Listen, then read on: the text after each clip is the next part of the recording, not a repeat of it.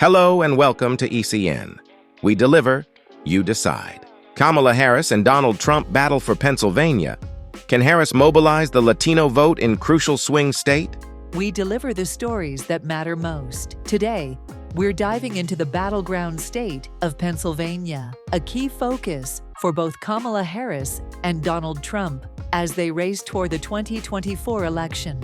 With Pennsylvania's 19 electoral votes up for grabs, this state is critical. Neither candidate can afford to lose it. And right at the heart of it, Pennsylvania's growing and influential Latino population. But this isn't the Pennsylvania you might remember from years past. The streets of Allentown, once known for its factory closures and economic struggles that inspired Billy Joel's famous song, are now filled with the sounds of reggaeton, the smell of tacos, and vibrant murals that reflect a reborn, thriving community. Today, Allentown and surrounding areas are home to a majority Latino population, a key demographic that could tilt the scales in this tight election. Kamala Harris has set up 50 campaign offices across Pennsylvania, including one in Allentown, plastered with signs reading, "Latinos con Harris." Volunteers there are working hard, phone banking and canvassing door to door, trying to mobilize this crucial voting bloc. Harris has been focusing on issues that matter to Latinos, such as housing, tax relief for the middle class, and health care.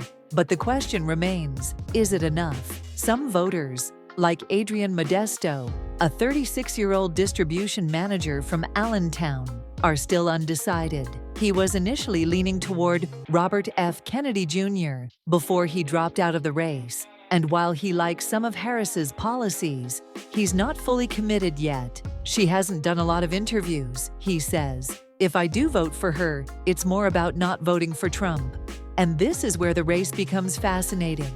Harris needs big numbers in urban centers like Philadelphia, Pittsburgh, and Allentown, while Trump is focusing on increasing his already dominant presence in rural areas of Pennsylvania. The Latino vote, especially in places like the Lehigh Valley, could decide the outcome. Allentown, with its mix of Puerto Ricans, Dominicans, and working-class voters, is a Democratic stronghold, but many Latino voters still need convincing. Pennsylvania is a true swing state, and the Lehigh Valley is its bellwether. Biden narrowly won it in 2020, and in Northampton County, which sits just beside Allentown, Harris leads Trump by just 5 points. However, 5% of voters are still undecided, and Harris needs to make sure they show up on Election Day. The stakes are incredibly high. Former President Donald Trump is working to peel away Latino and Black voters who may have socially conservative values or are dissatisfied with the current state of the economy. He claims that life was better for everyday Americans during his presidency, and some voters agree. People like Mario Peralta, a 54-year-old Dominican immigrant, believe that Trump handled the economy better. "The most important issue for me is the cost of life," he said. But there's more to the story.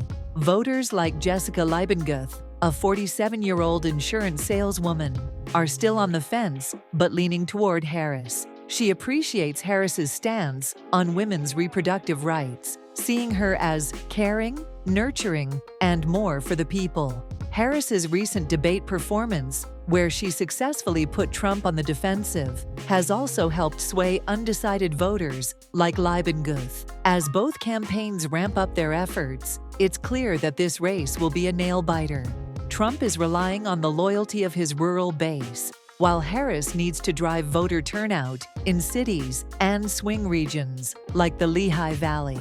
Both candidates know that Pennsylvania could determine the next president of the United States. The Harris campaign, drawing on the energy and grassroots style reminiscent of Barack Obama's 2008 campaign, is hoping to reconnect with young voters and the Latino community. And with only a slim lead in the polls, Harris has no room for error. Her strong ally, Allentown Mayor Matthew Twerk, is working alongside her campaign, engaging voters at the local level and urging them to not only vote, but volunteer. We still have a lot of work here in Allentown. Quirk says. But the enthusiasm isn't one-sided. Trump supporters, energized by recent events, are doubling down on their support. Virginia Williamson, a nurse from Flint, Michigan, said she wasn't planning to attend Trump's recent town hall until she heard about the assassination attempt on his life. "That's why my husband and I are here today, to show support," she said. The path to the White House for both candidates runs straight through Pennsylvania. Trump's message of a stronger economy under his leadership resonates with many who feel left behind, while Harris is offering a vision of hope, opportunity, and equality, particularly for marginalized communities. What will it come down to? The undecided voters, the economy, healthcare, women's rights, and above all, voter turnout. Now we turn to you. Do you believe Harris has what it takes to flip Pennsylvania once again? Or will Trump's appeal to the economy and socially conservative values tip the scales? Republicans block IVF bill. Again, are families left to struggle as political battles take priority? Latest updates from Capitol Hill. In a heated battle over reproductive rights, Republicans have once again blocked a Democrat-backed bill that aimed to expand access to in vitro fertilization, IVF.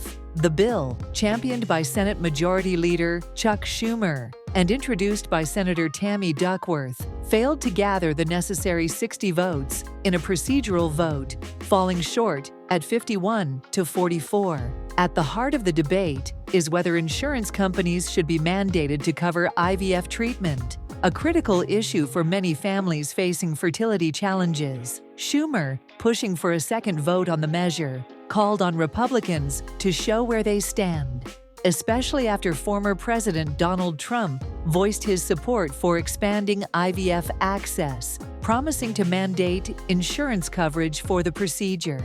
Trump, in a Michigan event last month, made headlines by announcing his intention to have insurers cover all IVF costs, emphasizing, "We want more babies." To put it nicely, this statement has sparked ongoing debates within the Republican Party. While most Republicans, including prominent figures like Senators Ted Cruz and Katie Britt, support IVF in principle, the question of mandating private insurance coverage has proven divisive. Cruz and Britt introduced their own IVF bill earlier this year, aimed at preventing bans on the procedure while allowing for regulatory oversight. However, this alternative bill, like others, has also faced opposition from Democrats. The procedural stalemate shows that while support for IVF exists on both sides of the aisle, disagreements over insurance mandates and government intervention continue to fuel the debate. Republican Senator Rick Scott has introduced his own proposal to raise Health Savings Account (HSA) limits, allowing families to better manage IVF costs. However, his measure has also been blocked from a full vote. With the upcoming 2024 election looming, this debate over IVF and healthcare policy has taken on added significance. Trump's endorsement of IVF coverage marks a shift from traditional conservative positions, and many Republicans are still figuring out how to align with this proposal. Senate Minority Whip John Thune has acknowledged that the issue is under discussion, but noted that insurance mandates remain a sensitive topic, as they often lead to increased premiums. As the debate rages on, one thing is clear: both parties are deeply invested in reproductive rights, but their approaches to solving the issue are sharply different. For many families struggling with fertility, the outcome of this ongoing political battle could shape their futures in very real ways. What do you think? Should insurance companies be mandated to cover IVF, or should families continue to manage the costs independently?